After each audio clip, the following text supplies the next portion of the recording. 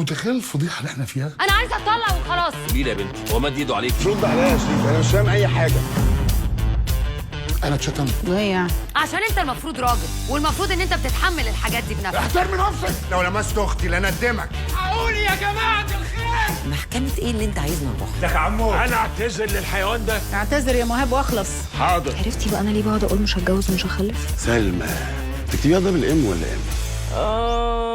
يما. وفي الاول وفي الاخر احنا اهل. ولو حكمت اخطف لك الواد. الراجل ده بيقول ايه؟ ايه خيالاتك المريضة دي؟ يلا يا تافه. ما ده طبيعي. ده اقرب موقف اتعرضت له في مجال عمل، عيلتين يبان عليهم الاحترام، لكن الظروف خلتهم في مواجهه بعض. الباب ده ما بيفتحش. احنا من مصر، هم من ايجيبت. زوج مثالي. قال لي كده برضه دلوقتي. الجو غامق خالص. ما تهددهاش واحنا قاعدين. بس يا حبيبي بتتكلم ليه انت؟ انا هخلي ابنه ينسى شكله اصلا. احنا مش بلطجيه زي الجرابيع دول، واحنا ناس بلطجيه. سيب اللي في ايدك وتعالى بسرعة. تخيل لما تبقى احلى حاجه في حياتك هي الحاجه اللي بتلاقي بيها دراعك. شفت صاحبك واللي جراله؟ بعد الحبسه اللي احنا فيها دهيت اي احتكاك ممكن يودي الكارثه. دول عايزين يرموكي عظم. انا مش قادره استحمل اكون في العلاقه دي خلاص.